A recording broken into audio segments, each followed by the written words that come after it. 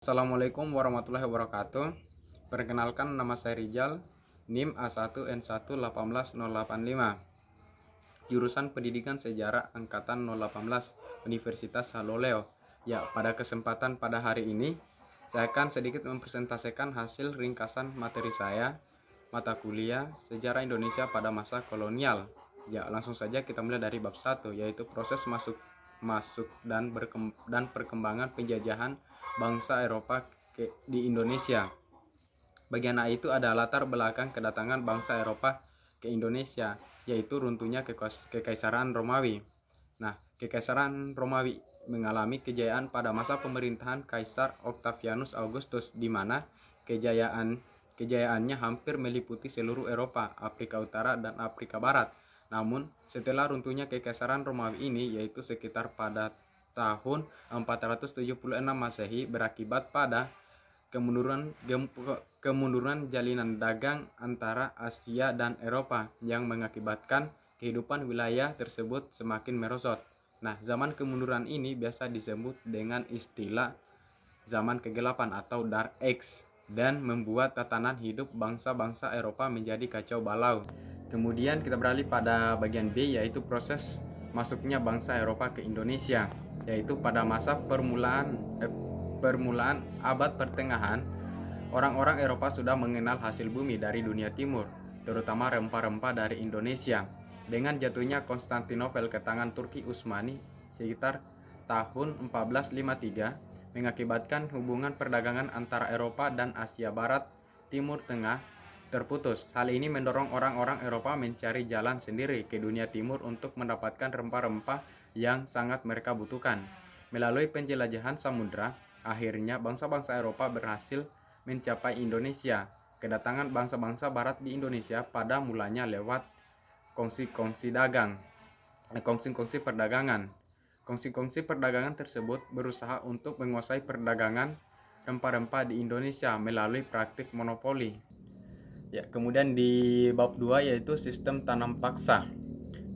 Di bagian A itu ada latar belakang sistem tanam paksa.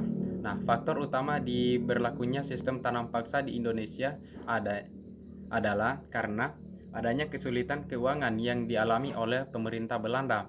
Pengeluaran Belanda digunakan untuk membiayai keperluan militer sebagai akibat Perang Belgia pada tahun 1830 di negeri Belanda, dan Perang Jawa atau Perang Diponegoro pada tahun 1825 sampai 1830 di Indonesia.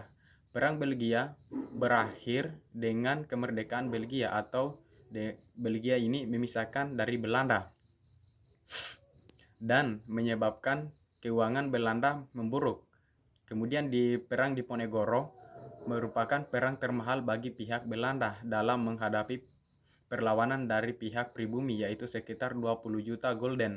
Usaha untuk menyelamatkan keuangan Belanda sebenarnya sudah dilakukan sejak masa pemerintahan Van der Kavelen, yaitu pada tahun 1819 sampai dengan 1825. Ya, kemudian dampak sistem tanam paksa bagi bangsa Indonesia, yaitu berdampak di berbagai bidang, yaitu di bidang pertanian, dalam bidang sosial, dan dalam bidang ekonomi. Seperti di dalam bidang ekonomi, dengan adanya tanam paksa tersebut menyebabkan pekerja mengenal sistem upah yang sebelumnya tidak dikenal oleh pemilik.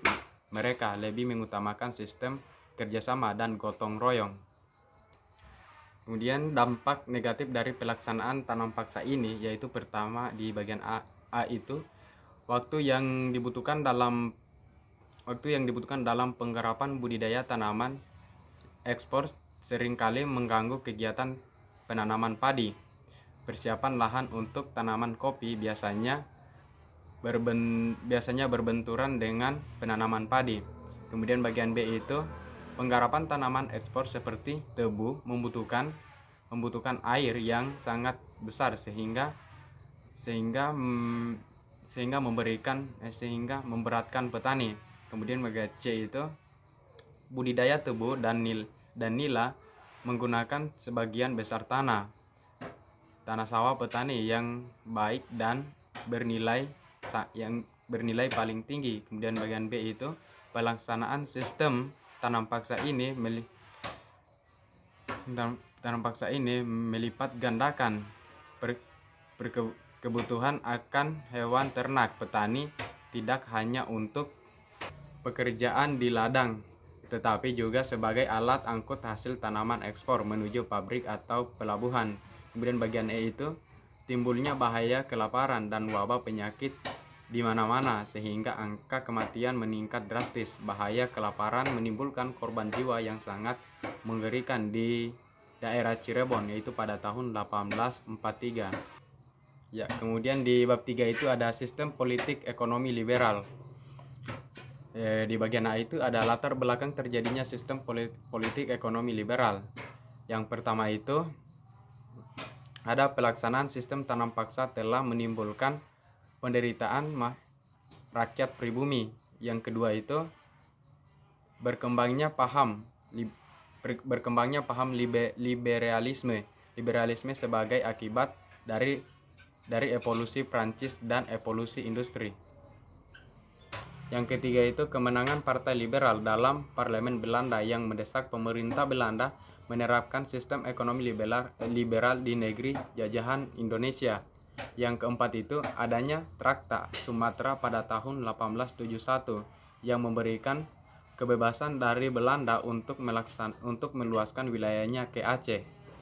Kemudian di bagian B itu ada isi Undang-Undang Agraria dan Undang-Undang Gula. Adapun isi dari Undang-Undang Agraria pada tahun 1870 yaitu pertama, tanah di Indonesia dibedakan atas tanah rakyat dan tanah pemerintah.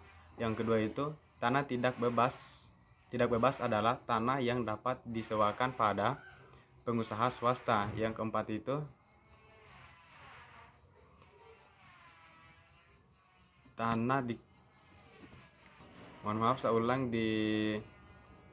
adapun isi Undang-Undang Agraria pada tahun 1870 itu yang pertama, tanah di Indonesia dibedakan atas tanah rakyat dan tanah pemerintah. Yang kedua, tanah rakyat dibedakan atas tanah milik yang bersifat bebas dan tanah desa tidak bebas. Yang ketiga, tanah tidak bebas adalah tanah yang dapat disewakan kepada pengusaha swasta. Yang keempat, tanah rakyat tidak boleh diperjual kepada orang lain. Yang kelima, tanah pemerintah dapat disewakan kepada pengusaha swasta hingga 75 tahun. Yang kemudian di bab 4 itu ada politik etis. Nah, politik etis ini atau biasa disebut dengan politik etis atau politik balas budi adalah suatu pemikiran yang menyatakan bahwa pemerintah kolonial memegang tanggung jawab moral bagi kesejahteraan pribumi. Pemikiran ini merupakan kritik terhadap politik tanam paksa. Bagian A itu ada latar belakang politik etis, yaitu pada awal sebelum dilaksanakannya politik etis, keadaan sosial dan ekonomi di Indonesia begitu buruk dan jauh dari kata sejahtera, terutama untuk pendidikan pribumi yang bukan di kalangan bangsawan. Pendidikan bukan menjadi baik, justru sebaliknya. Dan dari bidang ekonomi, tanah-tanah farah yang luas masih dikuasai oleh pemerintah, masih dikuasai oleh perantuan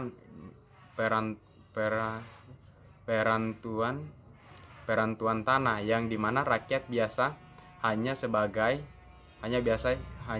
sebagai penyewa dan pekerja saja. Ya, kemudian di berikutnya ada tujuan politik etis. Yang pertama itu ada pendidikan atau edukasi, yaitu tujuan pertama dari dicetusnya politik etis adalah untuk membantu meningkatkan SDM masyarakat Indonesia. Belanda memang serius terhadap hal ini, di mana mereka membangun banyak sekali sekolah yang diperuntukkan bagi bangsa Indonesia. Meskipun di dalam penerapannya sekolah tersebut kelasnya harus dibagi-bagi berdasarkan status sosial dari masing-masing siswa. Yang kedua itu ada pengairan atau irigasi. Tujuan dari politik etis yang kedua adalah berkaitan dengan sistem pengairan atau irigasi. Yang ketiga itu ada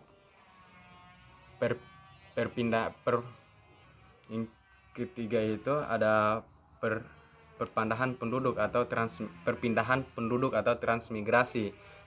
Lalu, apa tujuan yang terkandung di dalam transmigrasi itu? Perlu Anda tahu bahwa tanah yang ada di Jawa yang kemungkinan belum atau tidak diolah menjadi perkebunan bisa diolah menjadi berbagai hal yang tentunya menghasilkan keuntungan yang besar. Selain itu, tujuannya juga membantu mengurangi kepadatan penduduk di Pulau Jawa. Kemudian di bab 5 itu ada depresi ekonomi dunia. Nah, depresi besar atau zaman Malaysia adalah sebuah peristiwa menurunnya tingkat ekonomi secara dramatis di seluruh dunia yang mulai terjadi pada tahun 1929. Volume perdagangan internasional berkurang drastis. Begitu pula dengan pendapatan perseorangan, pendapatan pajak, harga, dan keuntungan. Kota-kota besar di seluruh dunia terpukul, terutama kota yang